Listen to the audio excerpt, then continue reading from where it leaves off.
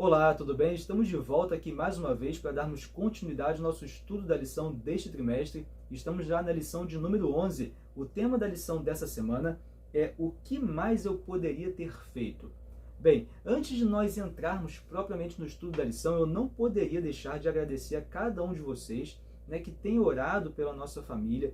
Vocês que nos acompanharam na lição da semana passada, sabem que nós estávamos aqui um pouco apreensivos no momento da gravação, porque logo cedo, no sábado passado, no dia 1º, logo cedinho, bem cedinho, nós fomos para o hospital, minha esposa grávida, e ela estava tendo algumas contrações, já se preparando ali para o parto, já chegando próximo de 39 semanas, e nós fomos para o hospital, retornamos para casa, porque o médico falou que poderíamos retornar para casa, porque moramos perto do hospital, mas ele acreditava que ainda retornaríamos aquele dia, para, de fato, o parto acontecer, E aí, durante a gravação, então, nós retornamos, fui fazendo a gravação, e você que assistiu o vídeo da semana passada até o final, eu expliquei mais ou menos a dinâmica aqui de casa, com o nascimento da bebê, com a Lavínia chegando, nós precisamos colocar o quartinho dela, onde era o meu escritório, passei parte do meu escritório aqui para o meu quarto,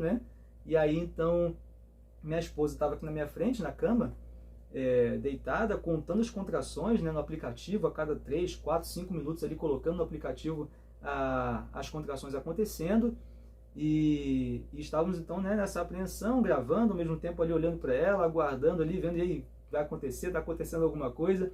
Graças a Deus, no final do dia, nós retornamos para o hospital, lá já quase meia-noite, onde de fato ela entrou em trabalho de parto, e graças a Deus tudo ocorreu muito bem, tudo ocorreu dentro do esperado, dentro dos conformes, um parto natural, e tudo aconteceu ali de forma tranquila, é evidente ali um pouco de dor durante o parto, algo natural dentro de um parto normal, mas graças a Deus tudo ocorreu bem, a bebê está bem. Vou até colocar uma foto aqui para você observar também esse momento, poder compartilhar contigo esse momento tão feliz que tivemos ali às 2h52 da manhã de domingo, foi quando a bebê nasceu, Então chegamos no hospital ali por volta de meia-noite, 2h52 a bebê nasceu, e graças a Deus com saúde.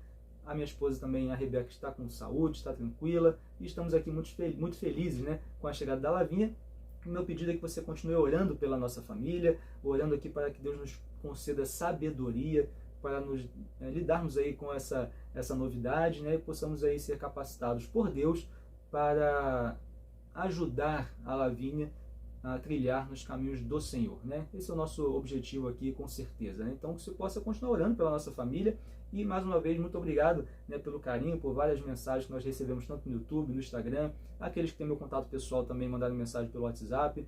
Então, muito feliz, muito feliz mesmo pelo carinho de cada um, que vocês possam continuar orando pela nossa família. Bem, antes ainda de entrarmos no estudo da lição, se você me permite, eu gostaria já de fazer a propaganda para você da lição do trimestre que vem. Então, nós estamos na lição de número 11, depois dessa semana faltarão apenas mais 2 semanas para encerrarmos o trimestre, onde nós estamos abordando o amor e a justiça de Deus, nessa lição aqui desse trimestre.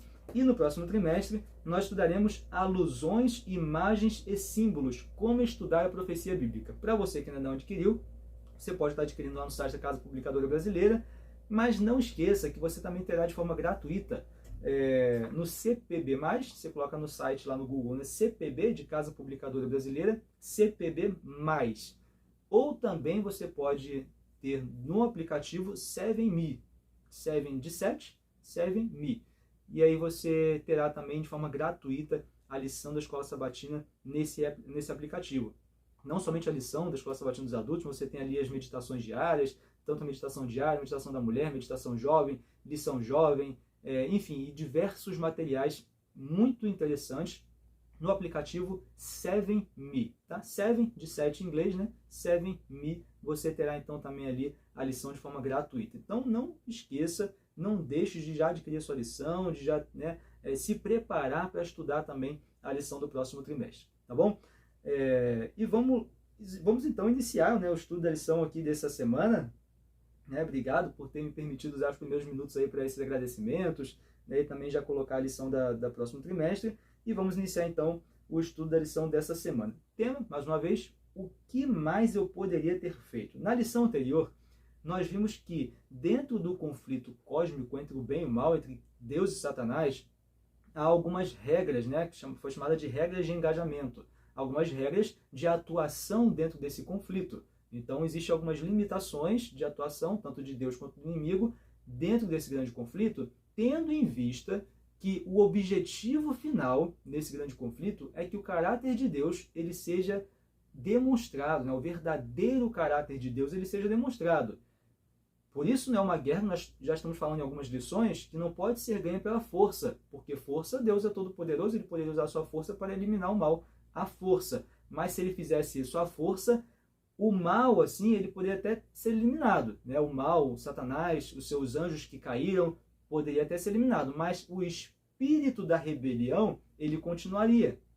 E aqueles que ficassem ao lado do Senhor, poderiam ficar não por amor, mas por medo de que ocorresse o mesmo com eles. Então, para que o amor ele reine, lembre que Deus é amor, né? Deus ele não tem amor, Deus ele é amor, né? Então, para que o amor de Deus ele reine nesse relacionamento de Deus com as suas criaturas, seja as criaturas celestiais, ou seja nós seres humanos, enfim, qualquer outra criatura que Deus tenha feito, para que esse relacionamento ele seja pautado no amor de Deus, sendo que ele é amor, o grande conflito ele não pode ser vencido pela força, mas ele tem que ser vencido então através dessa demonstração clara do seu verdadeiro caráter, a ponto de que cada criatura sua tenha a capacidade de compreender e escolher o lado que quer estar.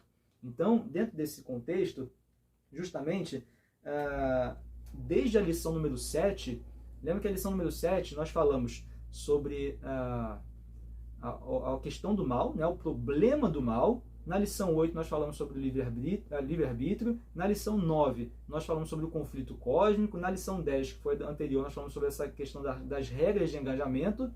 E nós estamos, em todas essas lições, buscando respostas quanto a um questionamento que grande parte da humanidade faz.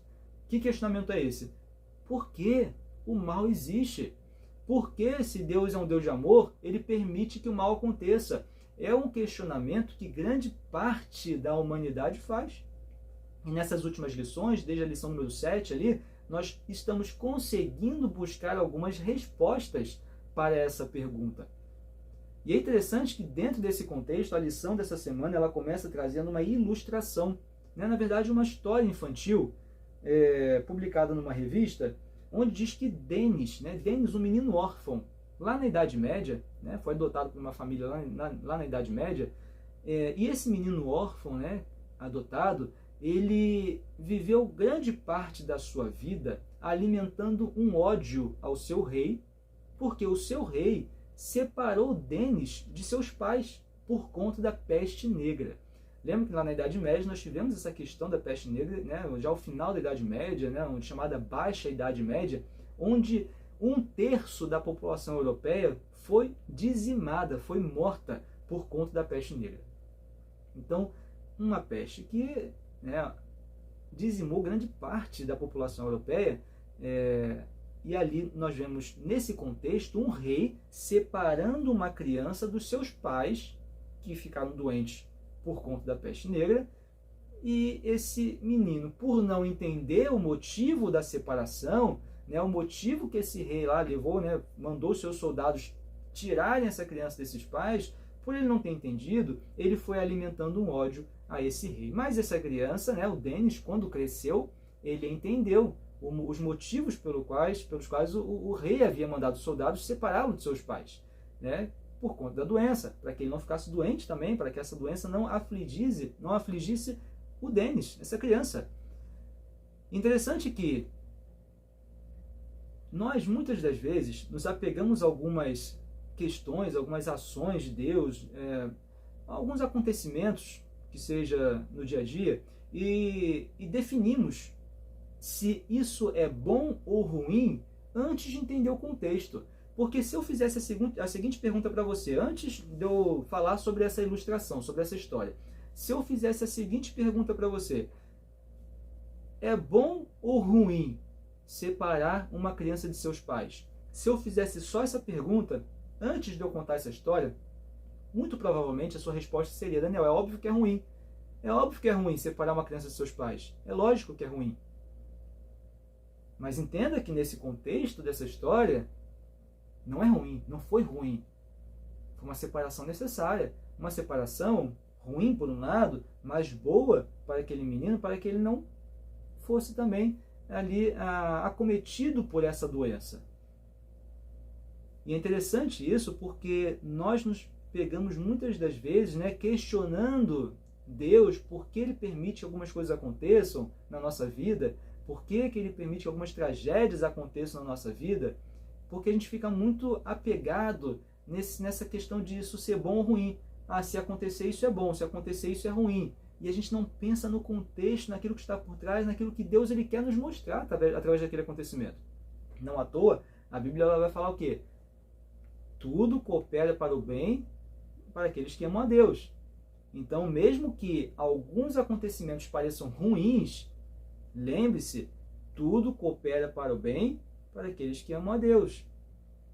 Dentro desse contexto, Denis entendeu que o rei ele agiu por amor. E nós precisamos entender também que por mais que pareçam, né, alguns acontecimentos ruins, algumas tragédias na nossa vida, precisamos entender que tudo coopera para o bem para aqueles que amam a Deus.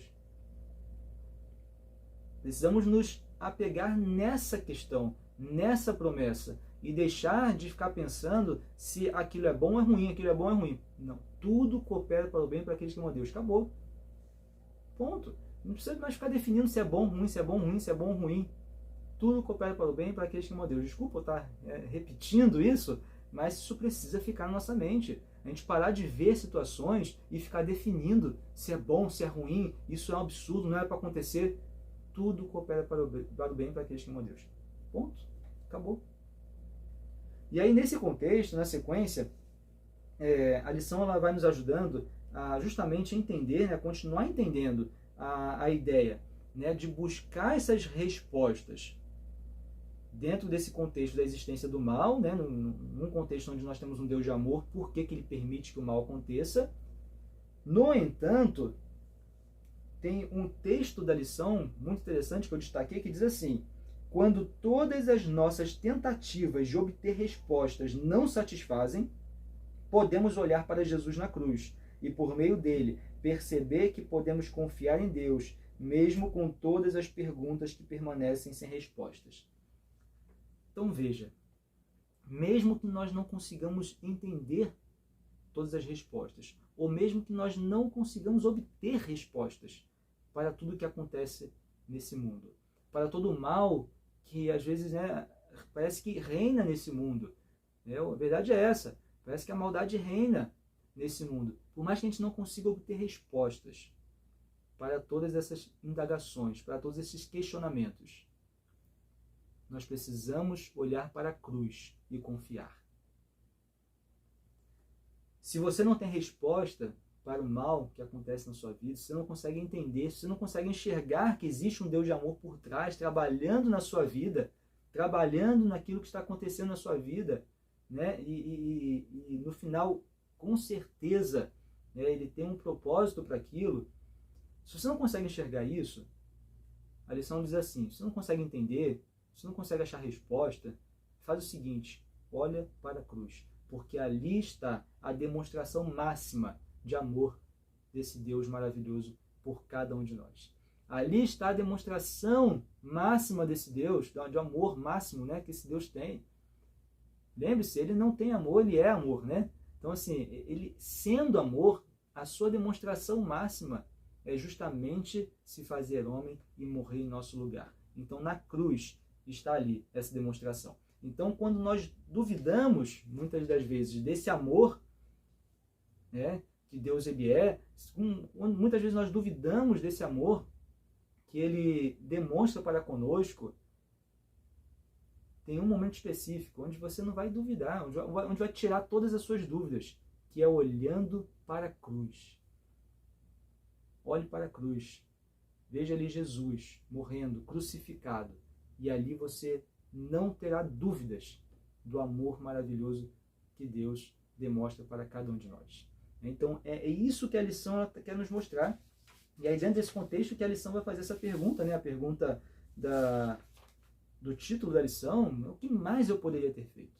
O que mais eu poderia ter feito? E aí, na sequência da lição, nós vemos justamente lá em João 18:37, que é o verso, né, da semana, o verso-chave da semana, o verso para memorizar. João, capítulo 18, verso 37, no contexto de Pilatos interrogando Jesus, diz assim: então lhe disse Pilatos, logo tu és rei? Respondeu Jesus, tu dizes que sou rei. Eu para isso nasci e para isso vim ao mundo, a fim de dar testemunho da verdade. Todo aquele que é da verdade ouve a minha voz. Então, nós vemos Cristo, né, vindo a esse mundo com o objetivo de dar testemunho da verdade. Ele vem para esse mundo justamente com o objetivo de demonstrar o verdadeiro caráter de Deus. O inimigo ele coloca em dúvida o caráter de Deus, ele coloca em dúvida o amor de Deus, e Cristo ele vem então justamente para dar testemunho da verdade, onde ele deixará claro o verdadeiro caráter de Deus. E justamente o oposto, como nós estamos falando lá em João 8,44, justamente nós vimos o oposto. Cristo ele vem para demonstrar, né, a verdade, dar testemunho da verdade. E lá em João 8,44, nós vemos justamente assim: vós tendes por pai ao diabo e quereis satisfazer os desejos de vosso pai. Ele foi homicida desde o princípio e não se firmou na verdade, porque não há verdade nele. Veja, o oposto. Cristo ele vem a esse mundo para dar testemunho da verdade. O inimigo, não há verdade nele, não se firmou na verdade, porque não há verdade. Quando ele profere mentira, fala do que lhe é próprio, porque é mentiroso e pai da mentira.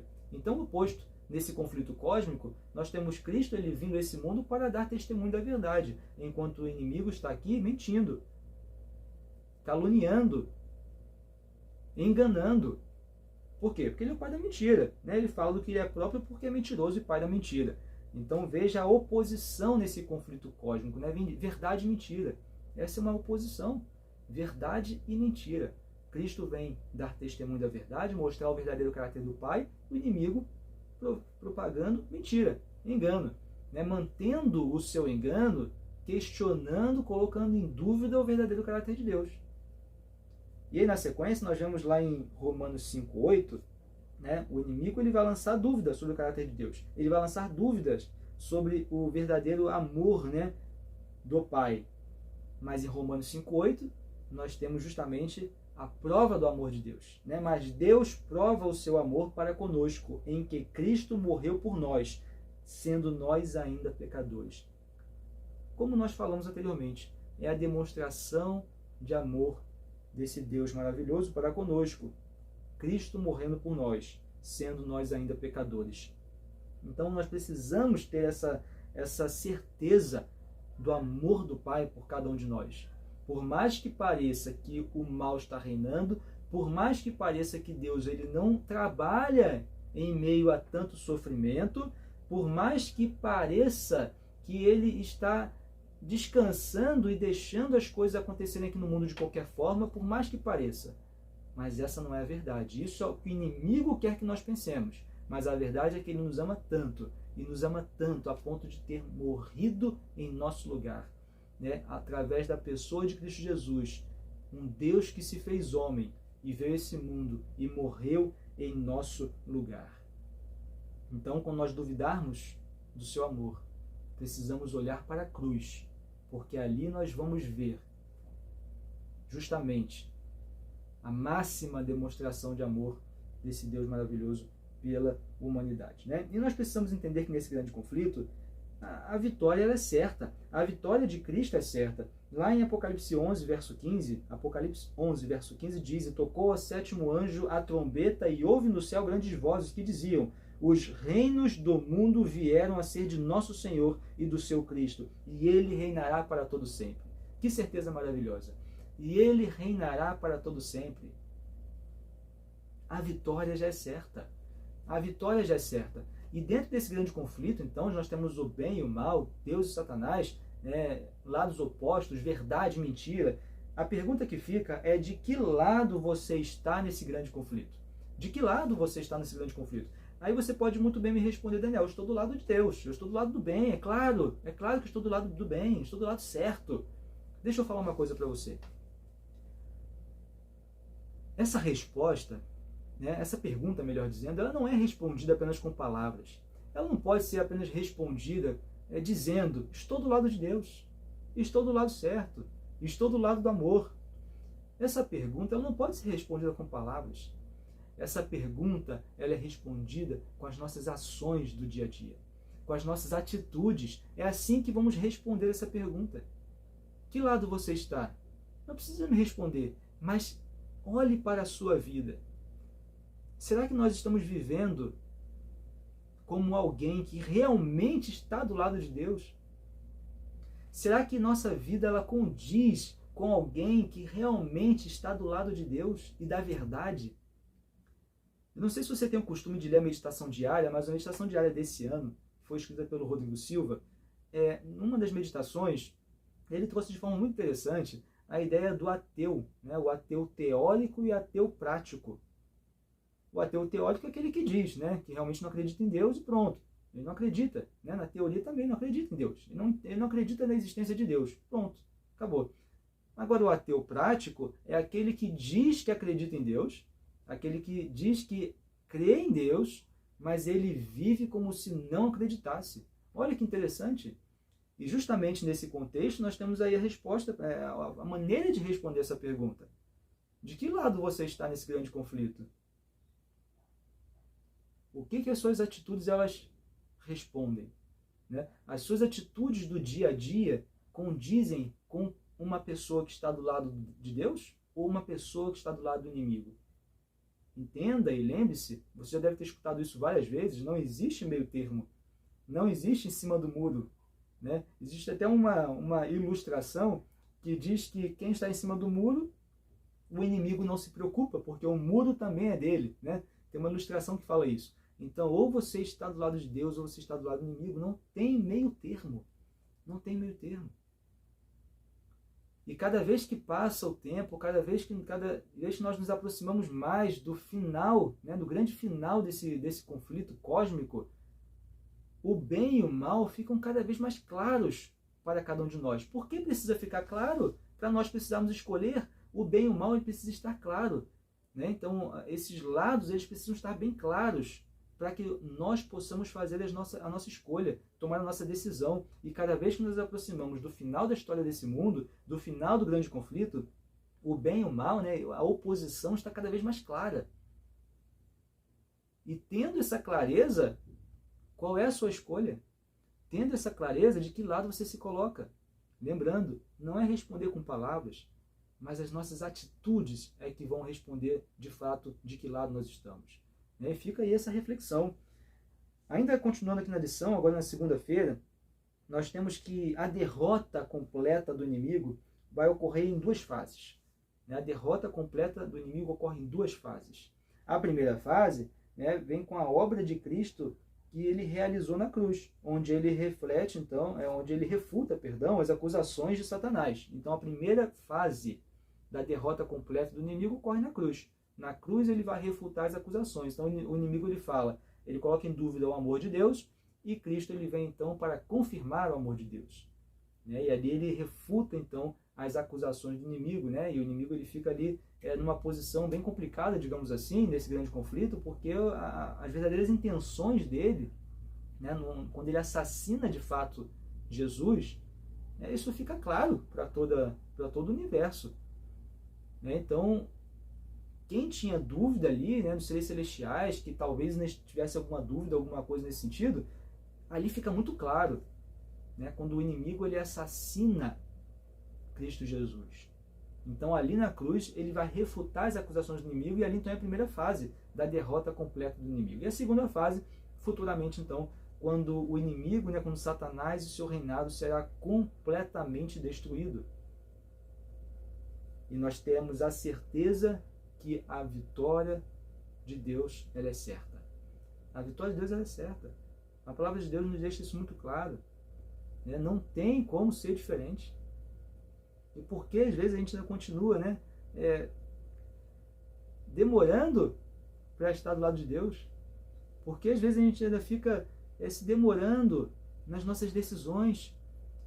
Se nós entendemos que Deus ele é o vitorioso, a vitória é certa. o inimigo será completamente derrotado, completamente, o seu reinado será completamente destruído. E por que a gente demora para tomar nossa decisão ao lado de Jesus? Tendo essa certeza, tendo essa clareza, por que a gente demora de tomar nossa decisão de estar do lado de Cristo Jesus? Que Deus ele possa te ajudar a tomar a decisão de estar do lado certo. E aí, continuando então na lição, aqui em Romanos 3:24, nós temos justamente uma ideia também da questão de justo, justificado.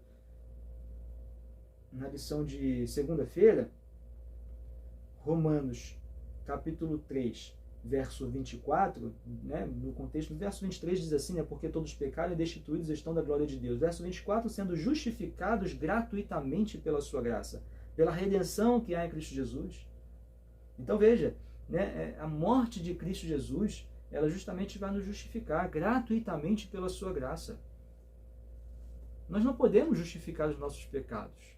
Nós não podemos. Cristo justificou na cruz. Se nós ficarmos justificando os nossos pecados, eu errei porque também foi isso que aconteceu, eu errei porque... Não, se você justifica o seu pecado, você não precisa de Jesus. Se você tem justificativa para o seu pecado, para os erros que nós cometemos, você não precisa de Cristo. Mas Ele justifica o nosso pecado na cruz. E gratuitamente pela sua graça, pela redenção que há em Cristo Jesus. Nós precisamos compreender isso. E é gratuitamente, como diz aqui o texto, gratuitamente, não precisamos pagar absolutamente nada. Apenas aceitar a morte de Cristo Jesus em nosso lugar. Não podemos deixar de passar essa oportunidade de aceitar a morte de Jesus em nosso lugar. Na sequência, nós temos que uma parte muito interessante aqui da lição, onde justamente tem a pergunta, Deus poderia ter feito mais do que fez para prevenir ou eliminar o mal? Lá em Isaías 5, verso 1 ao 4, Isaías 5, verso 1 ao 4, Isaías ele entoa um cântico a respeito de uma vinha. Um cântico a respeito de uma vinha. Vinha o quê? Vinha é um local ali de produção de uvas, onde você tem várias videiras, e ali nesse terreno com várias videiras ele é considerado uma vinha. Uma vinha, então, na produção de uvas. E Isaías ele entoa um cântico justamente a respeito de uma vinha. Lá em Isaías 5, verso 1 ao 4, vai dizer assim, verso 1, agora cantarei ao meu amado o cântico do meu querido a respeito da sua vinha. O meu amado tem uma vinha em um outeiro fértil, e a cercou e a limpou das pedras e a plantou de excelentes vides, edificou no meio dela uma torre e também construiu nela um lagar e esperava que desse uvas boas, mas deu uvas bravas. Então esse senhor, esse dono da vinha, ele prepara esse terreno, ele prepara essa vinha para produzir bons frutos, mas deu uvas bravas, frutos podres, como dizem outras versões. Agora, no verso 3, pois, ó moradores de Jerusalém, homens de Judá, julgai, vos peço, entre mim e a minha vinha. Verso 4, que mais se podia fazer a minha vinha que eu lhe não tenha feito? E como esperando eu que desse uvas boas, veio a produzir uvas bravas. Então, esse senhor ele prepara ali o terreno de forma adequada para a produção de bons frutos, mas frutos ruins foram feitos. O que mais ele poderia ter feito? E aí Jesus ele vai usar esse cântico de Isaías, lá em Mateus capítulo 21, onde nós temos a parábola do dono da vinha, ou a parábola dos lavradores maus, onde Jesus ele vai usar, ele vai desenvolver justamente o que foi dito em Isaías capítulo 5 e vai dar uma ampliada aí na visão desse cântico, onde Jesus ele vai, então, lembre-se que em Mateus 20, 21, nós temos ali algumas parábolas, nós temos uma sequência de parábolas, justamente onde Jesus ele está refutando os líderes judeus, os fariseus, porque eles achavam que eles estavam salvos, e os pecadores perdidos. E Jesus ele vai inverter essa lógica, vai mostrar que aqueles que acham que estão salvos podem estar perdidos, e aqueles supostos pecadores podem estar salvos. Então ele vai inverter essa lógica. E aí você tem uma série de parábolas, capítulo 20, 21 de Mateus, e dentre essas parábolas nós temos justamente a parábola do dono da vinha, ou a parábola dos lavradores maus. Lá em Mateus 21, 33 a 39, dentro dessa parábola, então, você tem um homem, que é um pai de família, que plantou uma vinha. E ele preparou, justamente, essa vinha para a produção. E ali ele coloca os lavradores para cuidar dessa plantação. E no tempo certo, para a colheita desses frutos, ele vai enviar, o dono da vinha vai enviar os seus servos para recolher aquilo que lhe é de direito. Mas os lavradores maus, o que eles fazem? Eles espancam os servos, matam alguns dos servos. E o dono da vinha, ele então envia outros servos, e esses lavradores eles agem da mesma forma, espancam, batem, matam alguns servos. E então o dono da vinha, ele pensa o seguinte: bem, se eles estão agindo assim para com os meus servos, o que eu vou fazer? Eu vou enviar o meu próprio filho. Eu vou enviar meu próprio filho para coletar aquilo que nos é de direito, e eles vão tratá-lo bem. Eles vão receber o meu filho bem. E o que acontece? Os lavradores eles pensam: vamos matar o herdeiro e a vinha será nossa. E eles matam, então, o filho do dono da vinha. É evidente e é muito claro que você consegue perceber que o dono da vinha é o próprio Deus. A vinha é o povo do Senhor. A vinha é o povo. O filho desse dono da vinha é Cristo Jesus. E como que ele foi tratado pelo seu próprio povo? Ele foi morto pelo seu próprio povo. E aí fica justamente a pergunta. A pergunta que a lição está fazendo, todos os dias a lição ela faz a mesma pergunta praticamente: o que mais eu poderia ter feito? Eu enviei o meu próprio filho. O que mais eu poderia ter feito? Você realmente acha que Deus poderia ter feito algo mais com relação à questão do mal, do pecado? Você acha que Deus poderia ter feito mais? Ele enviou o próprio filho para morrer em nosso lugar. Ele enviou o próprio filho para solucionar o problema do mal. O que mais ele poderia ter feito? É uma lição que nos traz uma reflexão muito profunda. Muito profunda. O que mais ele poderia ter feito? É evidente que ele fez tudo que poderia. E agora basta nós escolhermos aceitar o sacrifício de Jesus em nosso lugar. Lembre-se do livre-arbítrio, lição número 8, que aborda de forma bem clara isso. É o poder de escolha de cada um de nós. O poder de decidir. O livre-arbítrio. Basta nós escolhermos, porque Deus ele já fez tudo o que poderia pela humanidade. Ele já fez tudo. O que acontece agora é a ação do Espírito Santo e Deus aguardando que nós façamos a nossa escolha, tomemos a nossa decisão. Então nós precisamos ter essa ideia. E no fim, nós precisamos entender que no fim todas as criaturas reconhecerão que Deus é vitorioso no conflito com o mal, e seu caráter é justo e amoroso. No fim todos reconhecerão o caráter de amor de Deus. Lá em Apocalipse capítulo 15, verso 3, diz assim, é um verso maravilhoso, é um verso sensacional. Diz assim, Apocalipse 15, verso 3: E cantavam o cântico de Moisés, servo de Deus, e o cântico do Cordeiro, dizendo: Grandes e maravilhosas são as tuas obras, Senhor Deus Todo-Poderoso. Justos e verdadeiros são os teus caminhos, ó Rei dos Santos. Todos reconhecerão o verdadeiro caráter de Deus. Todos reconhecerão o verdadeiro amor de Deus. Sendo Deus não um ser que tem amor, mas Ele é o próprio amor. E toda a humanidade, todo o universo reconhecerá o verdadeiro caráter do Pai. O inimigo coloca em dúvida o seu caráter. E no final, toda criatura reconhecerá o verdadeiro caráter de Deus. Todos, toda criatura. Caráter esse que nós podemos reconhecer de forma clara, com Cristo pendurado na cruz. Então olhe para a cruz, não deixe de olhar para a cruz. Quando vier dúvidas sobre a questão do mal, quando vier dúvidas sobre qualquer questão, olhe para a cruz e ali você entenderá.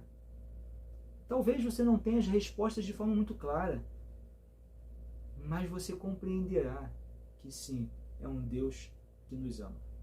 É um Deus que nos ama. Que Deus te abençoe. Mais uma vez foi um grande prazer estar aqui com você nessa lição dessa semana. Estude a lição, continue estudando a lição, já estamos acabando o trimestre. Na próxima semana, a lição número 12. Na semana seguinte, lição número 13. E depois iniciaremos um novo estudo para a honra e glória do nosso Deus. Teremos algumas novidades no próximo trimestre. Não vou falar agora, mas teremos algumas novidades no próximo trimestre. Então você não pode perder. É um prazer imenso tê-lo aqui conosco, estudando a lição da Escola Sabatina, estudando a Bíblia conosco.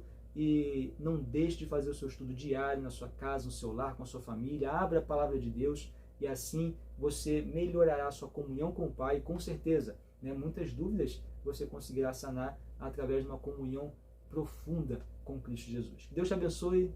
Mais um grande prazer. A gente se vê na próxima semana. Até lá.